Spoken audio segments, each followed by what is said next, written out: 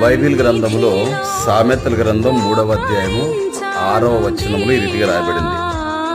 నీ ప్రవర్తన అంతటి యందు ఆయన అధికారమునకు, అంటే దేవుని అధికారమునకు ఒప్పుకొనుము, అప్పుడు ఆయన నీ త్రోవలను సరాలము చేయును అని.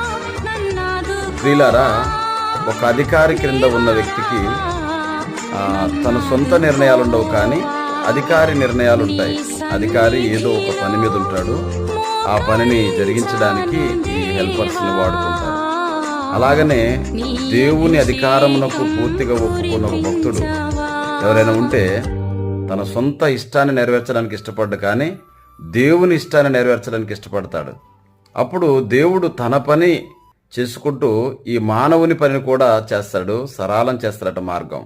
కాబట్టి ఆయన అధికారానికి లోబడండి, ఆశీర్వాదం పొందండి. God bless.